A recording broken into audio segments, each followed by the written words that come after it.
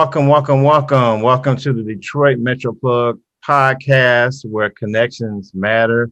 I'm Charles, your host and your ambassador of hope and opportunity, here to serve you to expose local Metro Detroit entrepreneurs, small business owners, community leaders, authors, etc. This is the place where you get a chance to share your story, to plug your product or your service, and have an opportunity to get some exposure. We want to thank those who are going to be watching us via YouTube and also through our other podcast outlets. I'm excited this afternoon to bring to you a guest. Let me read a little bit of information before I introduce her. We are featuring on today's topic being a real estate agent in the Metro Detroit housing market. And just a little background, our next guest, her professional background, she has a lot of experience in project management and as a business analyst, over 15 years of experience. Her educational background, she is graduate of Wayne State University, School of Business, also my school, so shout out to Wayne State University. Background in business management.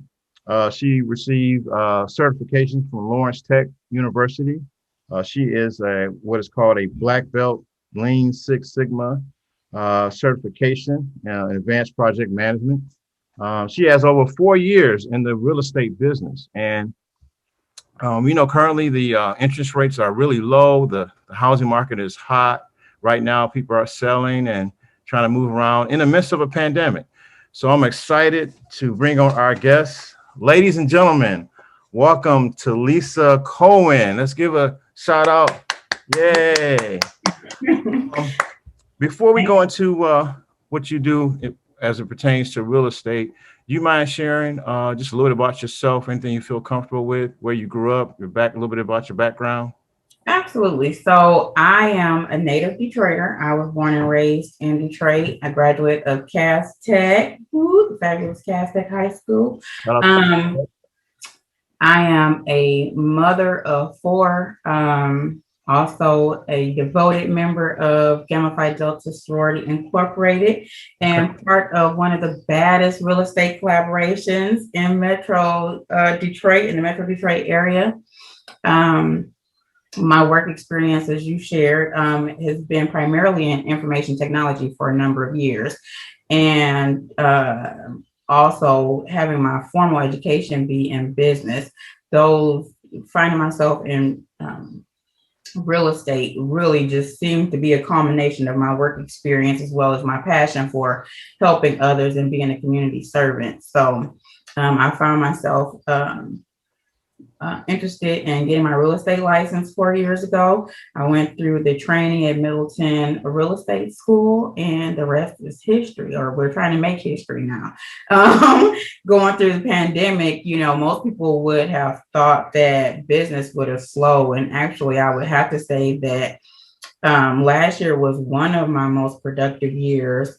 This year, God, I'm thankful to God that I've even surpassed my numbers from last year. But in the midst of a pandemic, I was still fortunate enough to have the opportunity to help several families either sell a home and get into their right size home, or the children were leaving and they wanted to downsize to a smaller home and be able to take advantage of the equity that they built in their property, as well as helping new first-time home buyers and others purchase homes. So that, in speaking about the first-time home buyers, I love working with my sellers, I do, but working with first-time home buyers really tugs at my heartstrings, because there is the education piece. Some people don't necessarily know that they can be homeowners or know the advantages of owning a home versus renting, and the cost savings and the way that helps you to build wealth and also save, So working with that population of people is definitely something that I'm very passionate about, because, when you see that person go, I never knew that, like nobody ever told me that, like that is probably one of the most fulfilling things about being a realtor. Okay, that's awesome. Shout out to Cass Tech and shout out to the Delta sorority. Thank you. And you shared a lot in your intro. And if you don't mind, I want to go kind of specific. Can you mind sharing kind of more of a detailed way? How did you get involved with selling real estate? Yeah, so I also want to go back because I don't know how I forgot in my Okay. introduction. We kind of talked about it a little bit, but I'm with EXP Realty. That's the brokerage that I belong to, and we are a web-based or virtual brokerage, meaning that you don't have to be tied down to one particular office or one particular uh, city or area. Okay. Now I am licensed in Michigan, so that is where I sell, but there's opportunities to get licensed in other states, and I would need to physically be there because EXP has a presence in those areas as well, all over the US, as a matter of fact, and outside. But so I just wanted to point that out. Now, Okay. you asked about how I got started in real estate. Yes. Yes. Um, so being in business school and working for a company called Raymond James, I worked with lots of financial advisors. So Okay. just naturally through my experience at work and through my gaining my education, I was introduced to business concepts and taking formal business classes. And I originally started off with my major being finance and was really interested in the realm of investing. Focused primarily on the stock market. But as we have recently seen, like one of the biggest investments or investments that tend to yield the highest return would be real estate. So my attention had over some time switched to real estate as an opportunity for myself personally. I purchased my first home at the age of 28, and I just know what that experience was like. And even, now being a realtor myself, there's so many questions. It was just overwhelming. And I definitely, appreciated my realtor at the time for taking the reins and driving the process. But I know that there was a lot that I did not know about what was going on. I just kind of put all of my trust and faith in my realtor. And I think now I do appreciate when my clients trust me, but I'm really big on informing them throughout the process so that they understand what is going on and they're not just signing once you get to the closing table.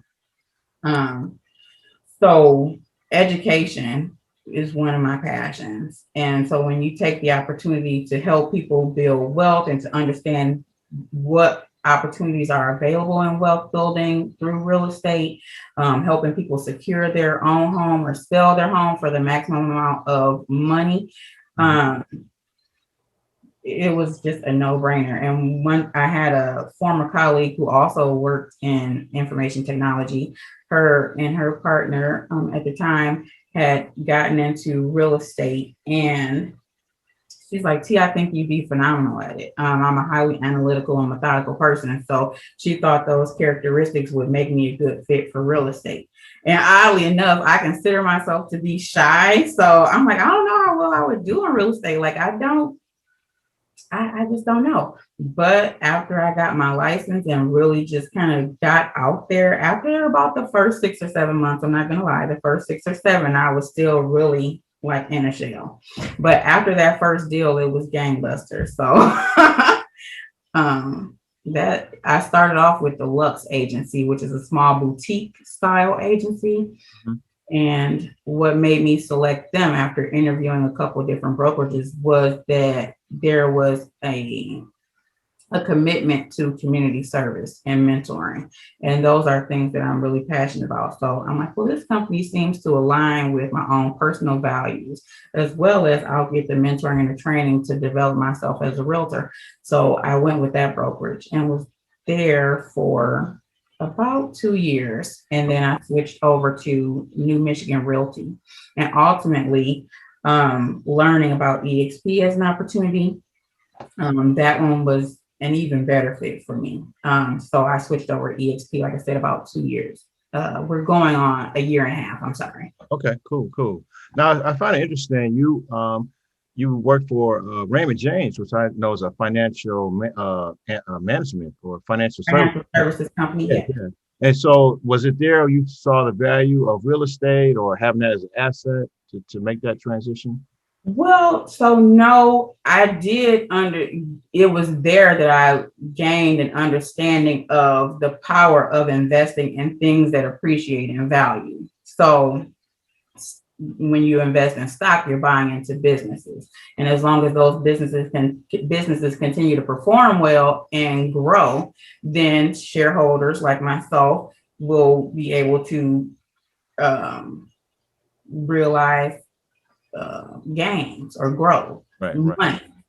But one of the other things, and this is not to be disparaging at all, I just didn't necessarily see myself in the target customer base for that company. So that made me really passionate about making sure that people that look like me from the area that I come from were at least had access to the information about, you don't have to just work and save money. You can work, save money, and take a portion of that money to buy things that appreciate and value and Right. make your money make money for you. So I would say that is one of the ways that being at Raymond James helped make me understand that I needed to become more educated and well versed in investments and finance. Right. Okay. Now, when you went into the real estate field, did you come as more of an investor, seller, or both? No, at the time I was a home owner. Like I mentioned, I purchased my own home in 2008. And shortly, I guess 2017-ish, I purchased my first investment property. So I did have those things going for me before I got my real estate license. Okay. Now, kind of go over like what are some of the things you had to prepare to to be licensed to prepare for the exam? What's like the whole process like? Oh my goodness. So I'm going to again give big props to Lori at Middleton Real Estate Training School. She was phenomenal. Yes. So to get your real estate license, you're required to have a certain number of hours of pre-licensure training. So that's 40 hours. But at Middleton, they required that you have 48 hours before you would successfully pass that class. And you had to take a final and everything. And I, like a maniac, decided to take the accelerated course. Some people go to school over a period of like 8 weeks. Okay. To study for their real estate license. I decided to do the accelerated course and did my 48 hours all in 1 week. You're like, there's not even 48 hours in a week. So yeah, I mean, in all seriousness, it did it took me like 7 days? 7 days. And those are like 9-hour days. To complete the training. And then you have to go, once you have to take a final and get Lori's approval. And once you pass her class, then she will give the sign off to the testing authority, which is PSI, to be able to sit for the state exam. So once I satisfied the in-class requirement, I didn't take my test right away. It was the summertime. I finished my class in like early August. So, I took a couple of weeks and celebrated and hung out with family and everything. And then once I came back, I want to say I sat for my exam in October. Okay. Now, when you go take the test, because I'm kind of painting the picture for those who may be interested in following your path. So you take the class, which can be accelerated or like a 2-week course. So either you can do the, it's basically like 6 days and you do 9 hours a day. 9 hours a day. Okay. Yes. So that 6th day is not a total of 9 hours, but okay. Yeah. Is that for the accelerated or the non-accelerated? That's for the accelerated. Oh, so if you do non-accelerated, you're going to class a couple hours out of the day for like 8 weeks. Oh, 8 weeks. Wow. I didn't know it was that long. Okay. Yeah. So then once you finish the course, now do you have to be sponsored by a brokerage company to sign up for a class, or you can go independent, or tell me You what? can go independent. So I know a lot of people who will like go like because actually the way I went before I got chose Middleton, I started off, I went to Groupon because I'm like, oh, I wanted a deal on the training Oh, class because you do have to pay, to go right, to right. school. So I went to Groupon and I found a Groupon for Real Estate One. Oh, And so originally I was going to do the 8-week training, but then when I became aware of the accelerated class, I'm like, well, I much rather do that versus taking 8 weeks of time and having to go to class every day. I much rather do the accelerated kind. And I will tell you, I felt like somebody had taken me through a meat grinder. It was very, very, very intense, but it was well worth it. okay, okay, okay, cool, cool. So, for somebody who's like a working adult, are those classes held like in the evening, during the day, online, or something else? So the accelerated class is, 9 hours a day. So like because it's only a week, you could potentially take vacation time Take if you a week have off it. work or something. Okay, And then just get through it. Or if you do the 8-week course, those are offered in the evening. So you can work. And I'm glad that you mentioned that because I'm dual career. So okay, I okay, run my real estate business simultaneously while also still working in the capacity of a program manager. okay, okay, okay. That's cool. That's good to know. So so you have a ongoing career and you do real estate as well. Okay, that's cool. Yes. Okay, so you did the course, you did accelerated. Now tell me when you take the test, is there like a separate company? Are you with the proctor, or how does that explain how that works when you actually take the exam? Like, is it a lot of questions or? So yeah, you have to pass with a score of I believe it's like 75%, maybe 80%. And you have to, I apologize for not knowing exactly what the percentage is. But there are like 160 questions. Let me do that math real fast. 160 questions, and I believe you have to pass with 115, if I'm not mistaken. Okay, okay. Hmm. Is a part of the course, does So that that's like cover 71. does that 70. cover the payment? Do you have to have a pay for to take the test? Is So that you separate or? pay for the class, and then once you've successfully completed your pre-licensure in-class training, then you do have to go and you would have to register with PSI to take the exam, and I believe the cost was like $170 or Okay, 117. It was $117. And then there's also a third piece that you're paying for prior to taking the exam. You actually have to go through the state of Michigan and apply for your real estate license. So you okay, have to apply for that, and that's a separate cost. Now your license is good for 3 years, okay. and I believe the cost was $176, somewhere around there. It may have changed, increased a little bit, like everything does over the last Right. couple of years. But that license is good for 3 years. Now, when I got my license, they were already 2 years into the 3-year cycle. Okay. So I paid the prorated because my license would only be good for 1 year and I Okay. would have to renew to get on that 3-year cycle with everybody else's license. Okay. Um, so you pay for your state of Michigan license before you take the exam. So then you go and take the exam once they do all the due diligence and make sure that, they do your background check and all those things to make sure that checks out. Because one of the requirements of practicing real estate is that you be a good moral Well, character. okay. What are the things that could disqualify you from getting your license? So, I would imagine that if you had a criminal history that involved something that was like a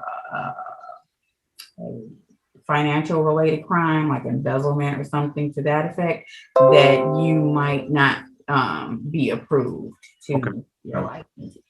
But just having a criminal record in and of itself does not rule you out as someone who can carry a license, but there are certain crimes that Okay. would, yeah. Okay. All right. So I see. You got interested from realizing the value of real estate. You took the class, accelerated.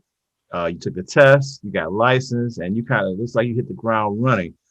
I'm curious. Who would be like the ideal? Who you say is the ideal person to go into real estate? Like, how would you describe who you think is the ideal person that could do well? I think that there is not necessarily an ideal person because when I just think about like myself, for instance, I definitely did not have aspirations since a child to be a real estate agent. And the people who are a part of our real estate collaboration, we all have various backgrounds, from law enforcement, Right. working in information technology, and all those things. But I think one of the things that we all have in common is a commitment to helping other people. Okay. So So you help. have to be a person that loves to serve because this is a service related business for sure. Okay. Okay. Yeah. All right. Uh, And even like people will say, well, what kind of personality type? Like, do you have to be an yeah. Yeah. Yeah. extrovert versus an introvert? And like I told you, I consider myself to be a shy person. So I feel like I'm an introvert, but I have some extrovert tendencies, or I can force myself to be more extroverted and outgoing. Okay. Um, so I don't think that limits you either, like by your personality type. As long as you're self-motivated, because as a realtor, you're likely going to be an independent contractor, which means you are your business. And Okay. it is going, I was talking to my daughters about that this morning. And I'm like, this is one of those businesses where the cliche, you get in what you put out, is very, very true. So, if you are more lackadaisical, like I was in my first 6 to 7 months of having my license, I Mhm. didn't produce much of anything. But if you are somebody who is a go-getter, you will seek out information. Okay. Uh, Someone who understands the value of relationships, I think you will learn what you need to learn to maximize on the opportunities in this industry. But if you have those qualities, you would be a good fit for real estate. Okay. Okay. Cool. Cool. Um, so you right now at this point you have 4 years in the business. Um, how would you and would you say that there's a lot of people who have like a full-time career and doing this, or is it a combination of full-time people in real estate or There are a combination of people. So I mentioned I'm dual career, so I do both. There are other people on that are a part of our collaboration who are also dual career, but a number of them have either always, from the beginning, from the time they got their license, decided that they were going to dedicate 100% of their time to real estate. Um, or either, after having their business pick up, just decided like, hey, I cannot juggle both of these things. okay, And then, ultimately after seeing the opportunities there and putting enough aside that they could walk away from their jobs comfortably, they made those decisions. So there's a good mix. And I kind of get people saying all the time, like, Talisa, you should just go full time with real estate. And I truly love like the work that I do in my other career. So okay, it's not something that I'm looking to transition away from at this particular time. But I guess if I get and sell like several multi-million-dollar homes, and like those clients can be very, very demanding. They want, well, all clients, can be very, very demanding. They want you available to them at all times. So, at this point in time, I'm able to manage, and my customers seem to be, or my clients seem to be satisfied with the level of service that they receive. okay. So, I'll just keep doing what I'm doing for now, and then we'll see how things go. I'm curious because I run across people who they may be looking for another stream of income or side hustle, as you would say. And I was curious in your situation, doing a dual career, how are you able to? What are some tips you can give for someone who's dual career? Say, look, I'm interested in serving people. I'm considering this as a side hustle. What are some tips you can give for them to manage both? Well, I would definitely say don't treat nor tell yourself that it's a side hustle. I am a business owner. I run and manage my real estate business. I happen to do that simultaneously while I have another career, but Okay. it's not a side hustle. It's something that I'm very much committed to. And I think that one of the biggest things is to understand the time commitment that you want to put into it and also knowing your numbers. So not everybody is going to have the same objective. Not everybody is going to want to, not saying they can't, but not everyone is going to want to right out the gate be a multi-million dollar producing real estate agent. Some people may have the goal of, if I sell $2 million worth of real estate and what that translates to in terms of a commission, that would be a great year for me. And for that person, just having that understanding, you can really kind of craft and curate your schedule and your business model around that and form something that works for you. So I would say knowing your numbers is really important.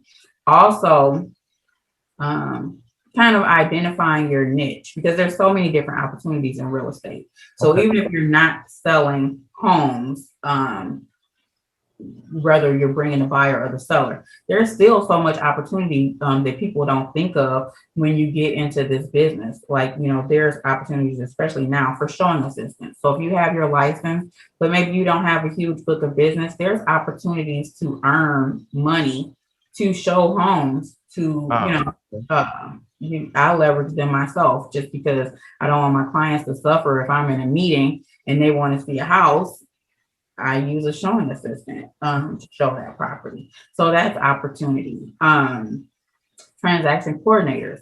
I like to manage my own transactions because, like I said, I'm a methodical person. That project manager in me, I need to know all the steps and all the tasks that are still outstanding, what we have completed, and that kind of thing. But there are other agents who very much leverage transaction coordinators. So, they do the initial meeting and relationship building with the client, but for the paperwork portion, they allow someone else and pay someone else to do that for them. So that's another opportunity. okay. And there are many others. If you're a marketing guru, like you may sell homes, but then also help other real estate agents like myself. Like right now, I need a flyer to pass out to my neighbors because I see all these for sale signs going up and they are not listed with Talisa. So that's a problem for me. And I need to, I don't have time to create my own marketing material so that I can tell my neighbors, Right. hey, I'm an expert in real estate. And I'm also somebody who's invested in this area. So I want to sell your house. Wow. Wow.